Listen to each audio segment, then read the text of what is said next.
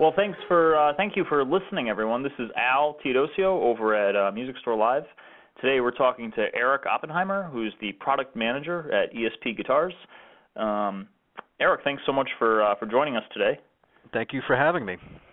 So if you want to begin by just giving us a little bit about your history and the history of your relationship with ESP. Yeah, it's actually, well, as a kid, I probably started playing guitar when I was around 11. I got exposed to the fretted instruments when my older brother's friend, I guess he had a pseudo Strat-like guitar, and I kind of gravitated towards that, and I learned Smoke on the Water, which ironically is kind of like where everybody kind of started. And that's kind of where it spiraled out from there. So I kind of got obsessed with guitars and all the creative stuff you can do with that instrument, and so when I was 11, I got my first guitar, and I guess my mother thought it was going to be a fad or some sort of phase I would eventually grow out of it because I became so obsessed. I started collecting them and, swapping them out and just always kind of trying to figure it out. And that never happened. I'm still a kid that I was when I was 11, still obsessed with guitars. But then Van Halen emerged, and I kind of got sucked into the whole guitar tweaking vortex. I can't tell you how many guitars I took apart on my mother's dining room table, and I got most of them back together, but it was always part of that process. But so my story with ESP, actually, it started probably back in 1987 when ESP was still in New York City. A friend of mine was working with the company, introduced me to Matt Massiandaro, who's our president and CEO, and he was kind of more an inside sales guy back in those days, and he's kind of evolved into that senior leadership role we have now. But that's kind of my first introduction to ESP, the company, when we were still back in New York City in a little small, lofty kind of space in lower Manhattan. And it was a much smaller company back then. LTD didn't even exist. It was all ESP, and it was just a small assortment of guitars back then. The team was smaller, the product line was smaller. I eventually left New York and moved out to Los Angeles, where, at least at that time, it seemed all the bands were getting signed, and I was chasing that dream. So I wanted to kind of be a rock and roll guitar player, and that kind of failed. So I later moved back to New York City, and during that time, unbeknownst to me, ESP moved to Los Angeles, ironically.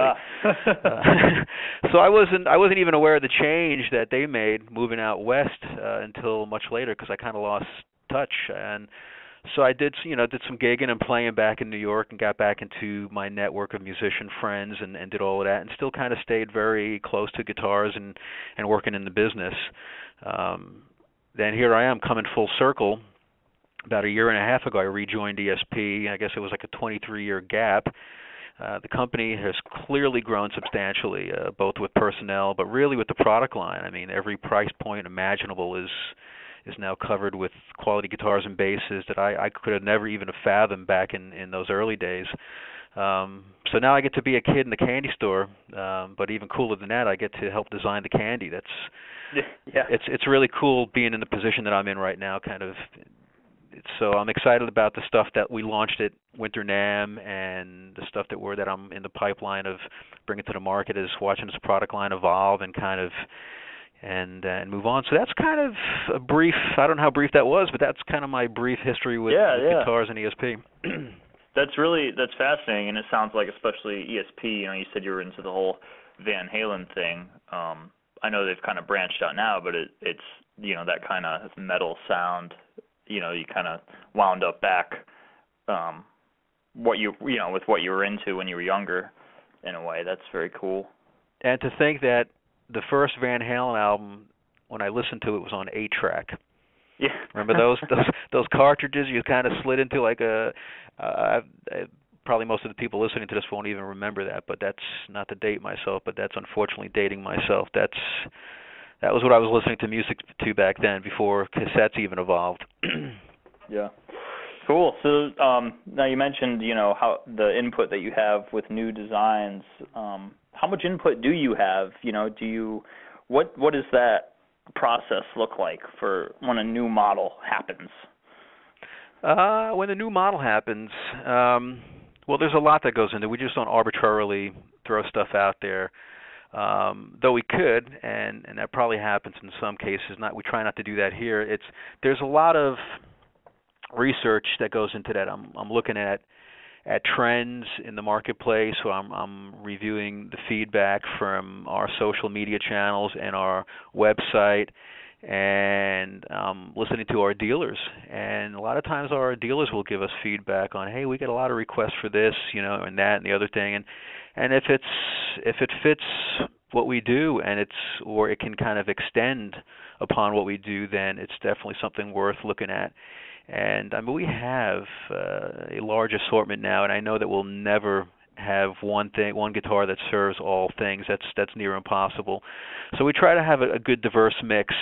Right now, as I'm looking at, here we are on the mid-year cycle, I'm kind of looking at stuff that needs to come to its end of life, stuff that might be guitars that are a little long in the tooth, that have been in the line for a while, that are starting to slow down.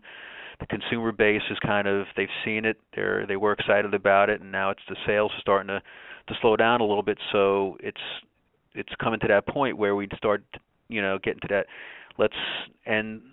These instruments need to go away and make room for new and exciting stuff that we have, that we can launch at NAMM. Otherwise, we just kind of keep adding to the mix, and we have well over 300 guitars and basses in our lineup now.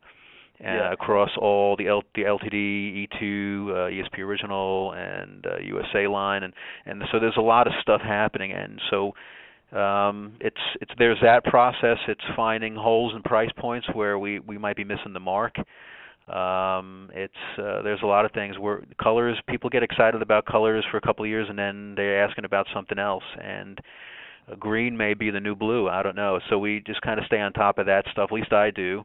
And so I do a lot of competitive analysis and talk to the dealers and talk to the consumers, and then I just kind of, what would I like to play? And there's a bit of that in the line. So it's like, if I was to build this guitar for myself, what would it be?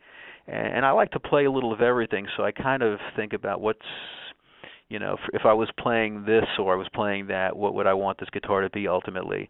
And then, so there's a bit of that. And then lastly, we have a pretty extensive artist roster too, and these guys are out there playing, and they're playing with our guitars live on a regular basis, and so they bring us a lot of feedback. And so we see a trend even at that. It's like black satin is kind of like, it's the new, three-tone sunburst, I guess. I don't know. And so we have a lot of instruments in black satin because our artists are kind of playing a lot of those guitars, and the consumers are asking for those as well because they're seeing them out there. And so there's a bit of that. I'd kind of like, keeping the line diverse, so we can cater to, all musical genres and, every demographic if possible. So there's, the more traditional vibing stuff, and then the more modern contemporary stuff, and then there's the stuff of that, where the metal market lives, and we seem to be a dominant player in the metal music genre, so we want to stay there. We just want to broaden our palette a little bit to kind of, feed the other guitar players that might not necessarily be strictly in that metal realm.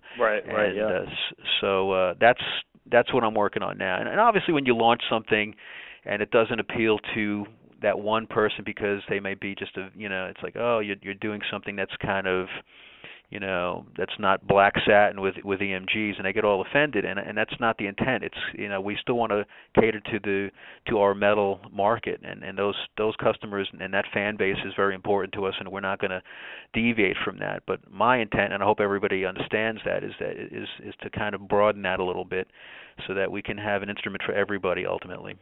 Right, yeah. When you say that, Eric, I'm thinking about the new Rocco Prestia bass. Rocco Prestia, yep.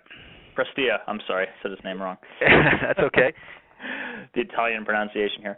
So that strikes me as something that is really kind of new for ESP. What was the thinking behind that model? Well, first off, Rocco is, a founding member of Tower of Power, and they are a great iconic funk band with a great horn section, great rhythm section, and Rocco drives that rhythm section.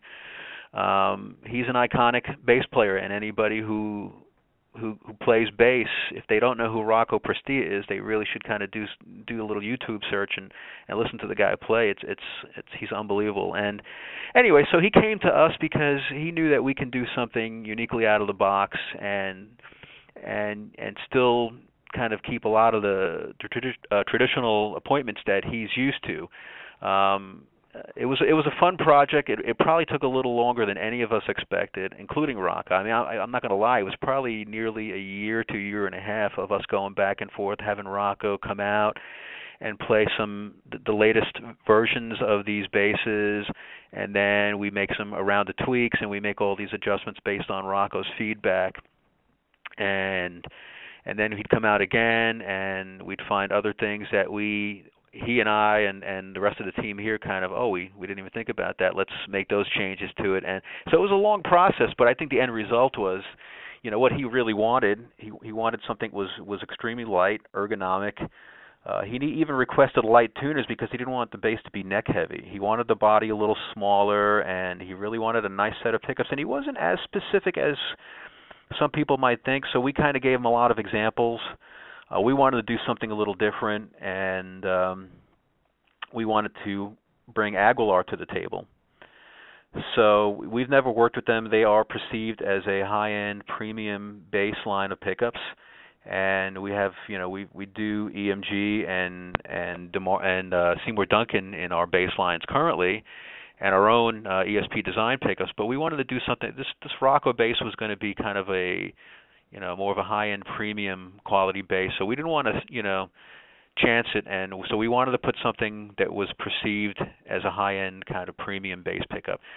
So we went back and forth with the guys from Aguilar, who were very involved from the very beginning, and they love the idea of working with Rocco because it's huge for them too to have the relationship. Right, yeah. And so we went back and forth with several sets, and then Rocco is a real bare bones kind of simplified. He really just uses the split coil pickup, and the jazz pickup he kind of uses it for a little stuff, but he lives on the split coil pickup.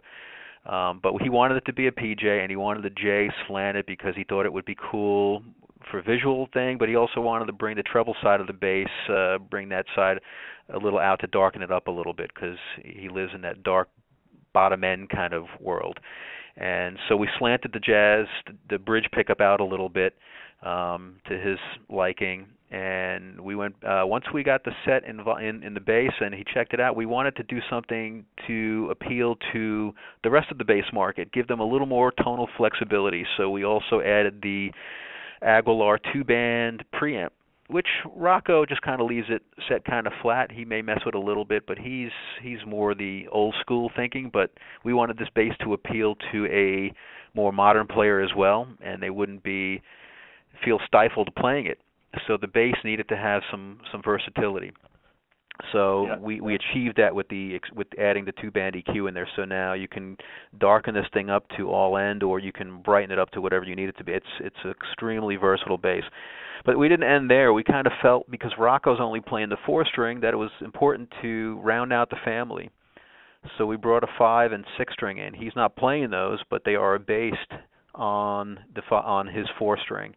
Yeah, and the cool thing about the Aguilar set, they also allowed us to have that split coil P-bass pickup on a 5 and 6-string, where most other pickup companies we would have had to switch to a double J set on a 5 and 6. And Aguilar gave, so aesthetically, the look and the vibe and the feel and that split coil sound still lives in the 5 and 6-string, which I thought was really pinnacle to this bass. And so we achieved that, and then lastly was how do we dress this thing up? He wanted a really elongated and smoothed out neck heel so that it almost feels like it's neck through, but it's not. It's a bolt on, but the neck heel is elongated and smoothed out, and it kind of blends into the neck, so it's real ease of access to the upper frets, which Rocco doesn't get all up there all that often, but when he does, he doesn't want anything kind of getting in the way, like a chunky neck heel. Right. So Yeah, I gotcha. we incorporated that into the design. The inlays are a little different, dressed it up a little bit, and we were looking at burled maple and spalted maple. And since nobody could decide, including Rocco, we went with both, and Nice. that's why we have the two, tops available. So there's 6 models in the series, a 4, 5, and 6, in spalted maple and burled maple, and that's where we ended up with. And oddly enough, and not surprisingly, these are some of the best-selling basses we have in a line right now. People are excited about them. We got other artists. Yeah, I'm sorry. Go ahead. I was just going to. The spalted maple. That's actually diseased maple, right? Well, anytime you have, flame maple, bird's eye, quilted, it is a result of the wood kind of being diseased to some degree, and spalted maple is that. But it's not serving a structural need. It's the top. The body is still ash, and but aesthetically, spalted maple is stunning. And the only problem is you show a picture of one of the bases with spalted maple. No two will ever be alike. So. You can't expect any two to look the same. You never know what you're going to get with spalted or burled maple even. But that's kind of the beauty of it, I guess. So it's they're pretty cool. And I guess so. I'm sorry. I said that's cool. Everyone's different, We also I was going to mention that we Marco Mendoza, who's a legendary bass player in his own right, from playing with Thin Lizzy to he's doing stuff with Neil Schon now, and he's in a bunch. He's got his own jazz trio. He's just an amazing, multifaceted bass player. He's gravitated towards the Rocco bass as well. Oh, so cool. He's been out there playing one, and he did performances for us at the Music Messe in Frankfurt, playing the Rocco. I believe it was the 6-string version of his bass. So he's all over it, and a lot of the artists are coming to us now like, hey, wait a minute, that's a pretty damn cool bass. We want to. So it's not just going to be Rocco on our roster playing that bass. I think there's going to be, aside from Marco, there's a few others kind of stepping up and looking to get one. Yeah, that's really cool. It's always cool to see, an artist just plays another artist's instrument. It's a testament to the instrument, but it's also humble on their part. As long as it's a good instrument, they don't really. It doesn't matter whose name's on it. So. And you know what? His name isn't on it. That's the other thing Rocco didn't want. It's the RB 1004, 1005, and 1006, but nowhere does it say Rocco's bass, even though that's what RB stands for. It's not just the entire fretboard inlaid Rocco. He doesn't want a signature on it. It's like he didn't want it to stifle the potential sales of these instruments if somebody's going to have that. Is my signature going to be a stigma to you guys being successful with this bass? And he doesn't have that ego that needs to be fed. It's I just want a bass that I would play, you guys, and now offer it to the masses. And because he's not a guitar player, so he's not a guitar player. Right. So the ego is slightly smaller. Well, that's great, man. Yeah, those are really cool. And those tops are wild. Yeah, it was a trip working with Rocco on this whole project, and I kind of joke with him about it because if you listen to his bass playing, there's always, I'm sure it's been said before, but I always kind of say those notes between the notes. That's part of that whole percussive rhythm of his bass playing. That it's really, he's got a bizarre, unique style, and I'm a guitar player, and I play bass just kind of as a guitar player would play bass, but I try to play with my fingers like a bass player, and there's no way I can even touch Rocco's playing style. But so he always gets a kick out of me trying to figure it out, but it'll never happen. Yeah, guitar player playing bass. Yeah, I know how that goes. Well, at least you don't use a pick. Nah, I try not to. Yeah, I know. It's like eating French fries with a fork. Hey, who doesn't do that? Yeah, right. That's cool. So if we could switch gears a little bit here, we're talking about ESP kind of breaking the mold and branching out a little. The X-Tone series really kind of struck me. I when I was younger, I was really, really into ESP and all the kind of metal guitar companies, Ibanez, and then I didn't really have I wasn't paying super close attention to the market until I started working for Music Store Live, and then I checked out ESP, and all of a sudden it was like there were these X-Tone guitars, and I was like, whoa, what's going on with that? They've the F-hole and the semi-hollow thing. So what's the thinking behind those guys? Well, it's an interesting story, actually. I mean, realistically, the only way to grow our business is to grow our product offering. And we felt that there was a hole in our product lines, and semi-hollow body guitars could fill a hole. But if we did that, they needed to be our thing, which if you look at the X-Tones, you can clearly see that they vibe like a little sibling to our ESP LTD range. They had to play like the rest of our product line, but offer players something uniquely different, both in tonal and visually, to kind of give the palette something warm and fuzzy to kind of get into. And so I think the X-Tone product line allows us to expand into markets that we typically wouldn't live in, that people like yourself, where is this coming from? So, and not every guitar player lives in one bubble and plays one thing. So we discovered that we had artists that were playing in typical ESP, LTD, solid body instruments, and now we had a semi-hollow offering, some with Bigsby, some without, and 12 strings, and a real good assortment of models in a variety of colors and everything. And we started getting some visibility. And so that was a good thing. And then so much to the point where Ben Wyman, who's with Dillinger Escape Plan, he's been playing X-Tone guitars for years.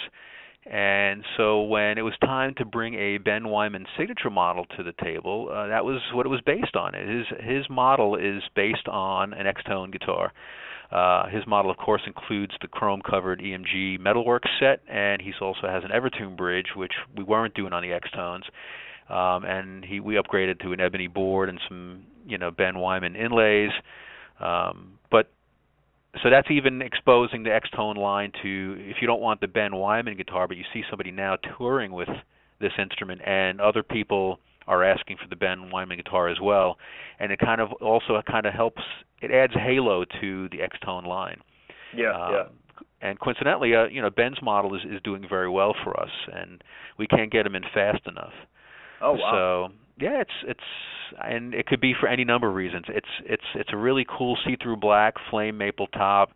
It's got a lot of unique stuff on it that really relates to Ben, but its origins is the X-Tone guitar. Right. That's very cool. Yeah, Dillinger Escape Plan. I haven't listened to them in a bit, but now you've reminded me of them and all of their craziness, so I have to go see what they're up to lately. Yeah, cool. Eric, if we could shift gears a little bit here. I was checking out some of the forums, and a lot of people are wondering about the difference between set-through and neck-through. ESP seems like... yeah, we do a bit of that. Yeah, so what's the difference there? Well, the set neck, if it's exactly what we do on our Eclipse models.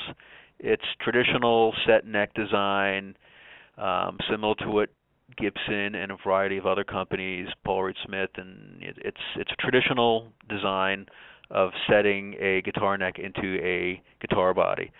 What set through is taking that same set neck design but smoothing out the heel.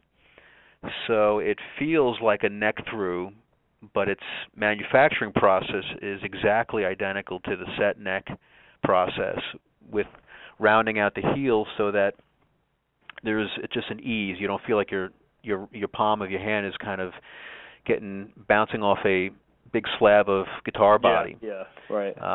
So it gives you the feel of a neck through instrument without doing the neck through. Neck through is a whole nother concept where you basically have a long slab of wood which becomes your neck and the center section of the body.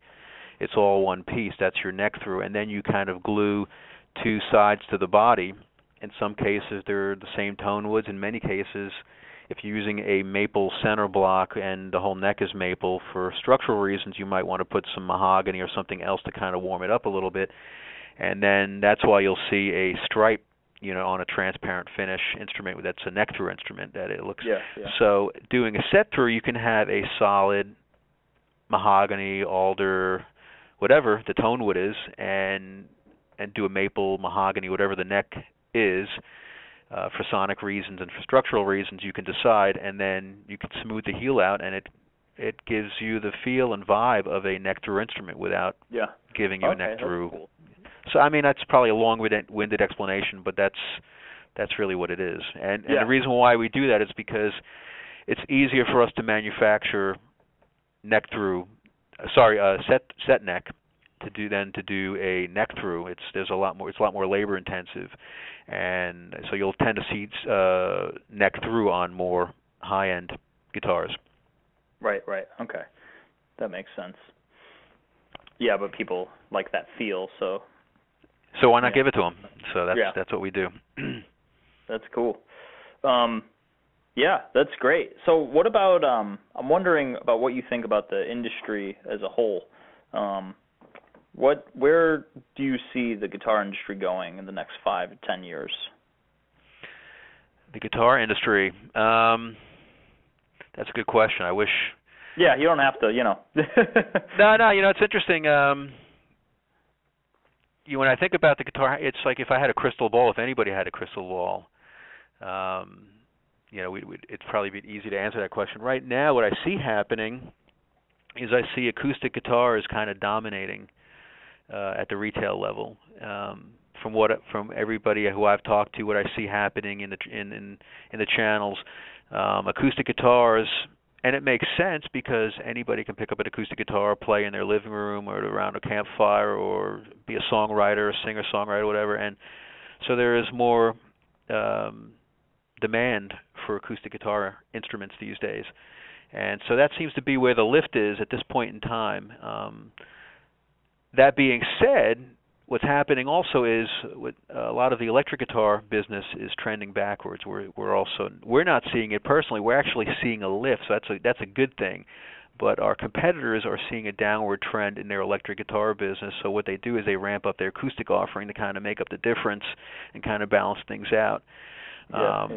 We've been very lucky that we have an extremely loyal fan base and a customer base, and a lot of it probably stems with our extensive artist roster too, that we are a serious player in the electric guitar market, and we try to keep spinning our wheels to get new and exciting products out there and keep us on front of mind, and our artists help do that, our dealers help do that, our fan base helps do that, our social media channels help do that.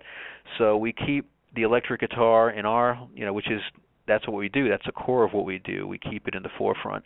And so we've still seen, even in this kind of weird, this shift in instrument sales, we still see a lift in electric guitar business for us. But doesn't mean we're not looking at maybe at some point in time doing the acoustic thing to kind of branch out.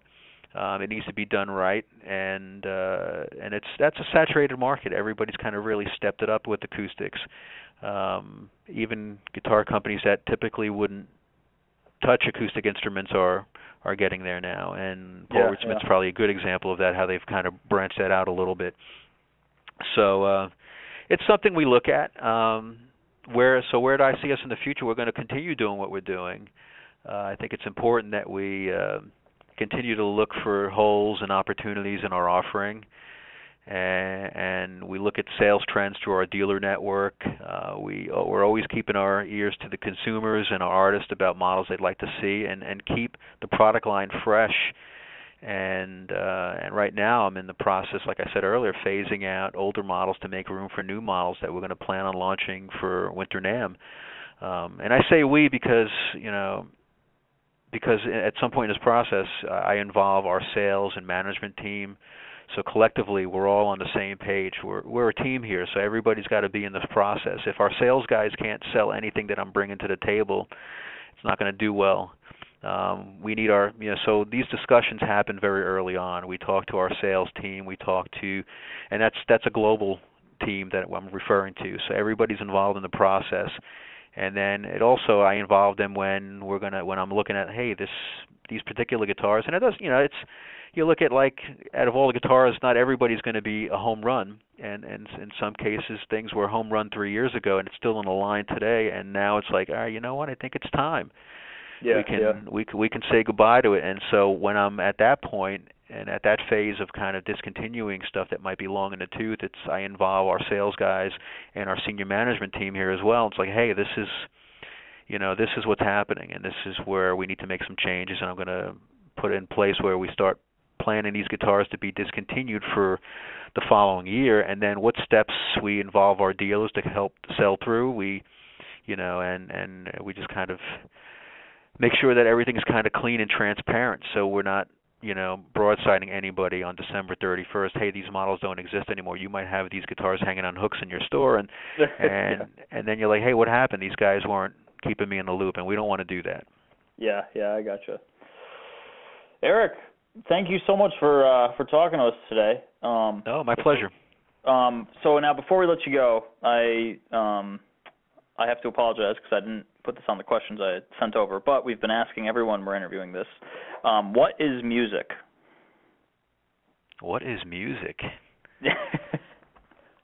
What isn't music? It's like I grew up listening to. To me, music as a kid, I got inspired by guitar players, and then they quickly became guitar heroes to me, from like guys like Al Di Meola, Jeff Beck, Ritchie Blackmore, Jimi Hendrix, Steve Morse, Danny Gatton, Eddie Van Halen, obviously Eric Johnson. The list goes on and on. It's infinite. And as when you mature as a musician, and granted, I was 11 years old when I started playing, and I was listening to guys that were light years beyond my playing. You start listening to other guys and broaden my music listening palette to other music genres, like guys like Brad Paisley, who I probably wouldn't listen to if he was out there when I was a kid, and Guthrie Trapp, who's like a Nashville session guy who's like scary good of a guitar player. To me, I like music that kind of makes me think, and if I learn something or I feel inspired to pick up a guitar and play, then that's important. Music is different to everybody, I guess. I don't like listening. Like here's a good example. I'm an avid lover of animals, and I believe in all those animal causes. And when I see that Sarah McLachlan commercial, and she's got that really sad song, it's like I can't. As much as I respect what she's doing and I admire what she's doing, I can't. That song kind of really helps. Pull on the heartstrings of anybody who's watching that commercial. Right. So there's an emotional attachment to how that song kind of feeds on, conceptually what that commercial is about. And music can do that, whether it's, whether you visualize what's happening in that commercial, which is kind of sad and unfortunate, or, but I kind of like music to kind of bring me to a better place.